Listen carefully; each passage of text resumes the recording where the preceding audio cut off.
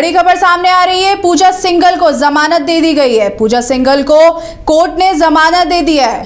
Money laundering मामले में पूजा सिंघल को जमानत मिल गई है। आपको बता दें, पीएमएलए कोर्ट ने पूजा सिंघल को जमानत दे दी है। मनरेगा घोटाला और मनी लॉन्ड्रिंग के आरोप में ईडी ने किया था गिरफ्तार। 11 मई 2022 को किया गया था गिरफ्तार। इस वक्त की बड़ी खबर, सुनवाई के दौरान पूजा सिंघल के अधिवक्ता ने कहा था नए कानून के तहत 1/3 समय जेल में बिता चुके हैं, जिसके तहत जेल में 28 महीना हो चुका है पूरा। पीएमएलए कोर्ट की धाराओं के तहत अधिकतम सजा 7 साल है, जिसका ईडी के अधिवक्ताओं ने विरोध किया है। पूजा सिंघल को जमानत मिल चुकी है।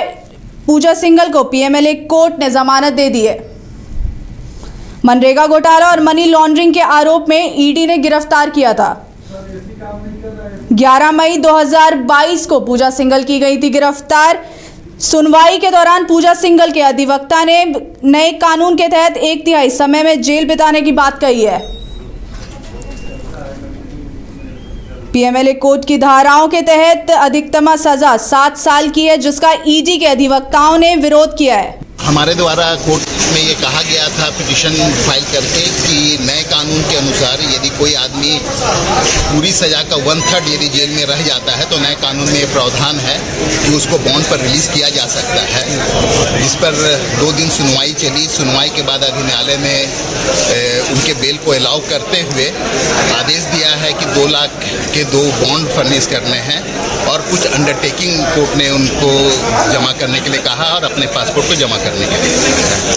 जेल अथॉरिटी से भी कुछ रिपोर्ट मांगा गया था। जेल अथॉरिटी से ये मांगा गया था कि कितने महीने से पूजा सिंघल जेल में है, तो उन्होंने अपना रिपोर्ट जमा किया था कि उनका कुल 28 महीने का कस्टडी हो चुका है। कुछ शर्त भी लगाई है।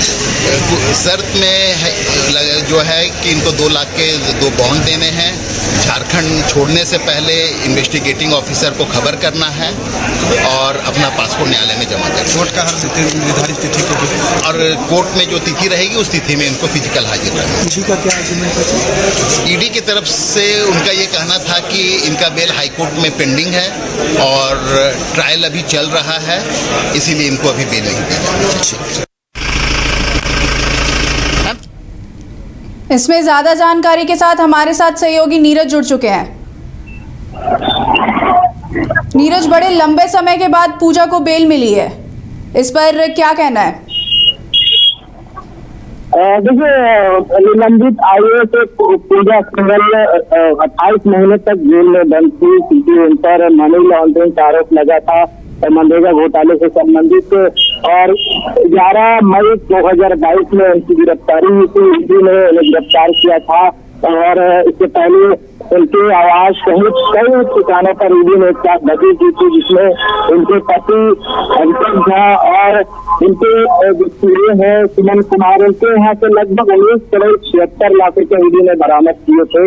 जिसके बाद से पूजा सिंघल को समन भेजा गया था और समन भेजने के बाद उनसे पूछताछ की गई थी और पूछताछ के बाद उन्हें गिरफ्तार कर लिया गया था और उसके बाद रिमांड में लेकर जो है उनसे पूछताछ की जा रही थी। जिसके बाद से भी पूजा सिंघल जेल में बंद थी और आज बड़ी राहत मिली है पीएमएलए कोर्ट से। पीएमएलए कोर्ट ने उन्हें राहत दी है और बेल दे दी है, लेकिन कुछ शर्तें जो है वो उन्हें पूर्ण करना होगा। यानी कि जब भी ट्रायल होगा और जब भी तारीखों की सुनवाई होगी, उन्हें फिजिकली कोर्ट में अपील करना हो, ताकि 2 लाख के मुचलकों पर हमें बेल मिली है, 1 लाख के 2 मुचलकों पर। तो ये शर्तें जो है लगाई गई है, कहीं ना कहीं बड़ी राहत है पूजा सिंघल के लिए, क्योंकि लंबे समय से वो रांची के कोतवाल स्थित बिरसा मुंडा केंद्रीय कारागार में बंद थी। हालांकि इससे पहले सुप्रीम कोर्ट में भी उन्होंने अपनी जमानत की गुहार लगाई थी। इसके साथ झारखंड हाई कोर्ट में भी उन्होंने अपनी जमानत की गुहार लगाई थी,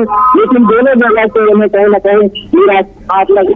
लेकिन आज उन्हें बड़ी राहत मिली है क्योंकि पीएमएलए कोर्ट ने उन्हें बेल ग्रांट कर दिया है, बेल मिल गया है और कुछ देर में ही पूजा सिंघल जेल से बाहर आ गए। तो चलता रहेगा। आपको क्या लगता है, इनकी बेल के बाद ईडी के खिलाफ ऊपरी अदालत में रुख किया जा सकता है?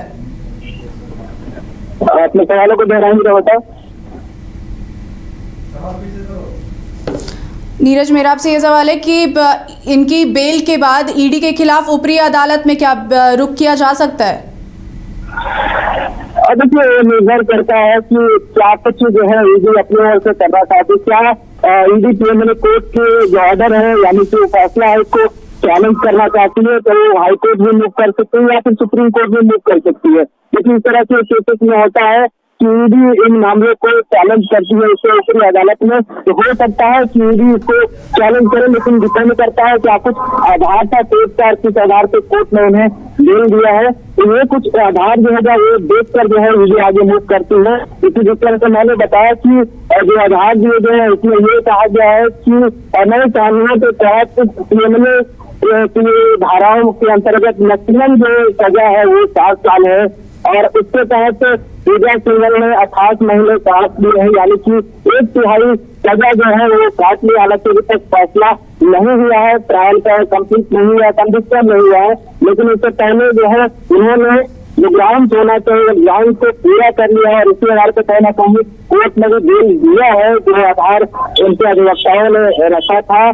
और दूसरा वाली बात है कि ईडी क्या कुछ करते, क्या ईडी चैलेंज करना चाहती है प्रिलिमिनरी की विशेष अदालत के इस फैसले को? पहले जमानत मिलने के बाद उन्हें जेल से बाहर आने में कितना वक्त लग सकता है? इस पूरे प्रोसीजर में कितना वक्त लग सकता है, बताएं हमें।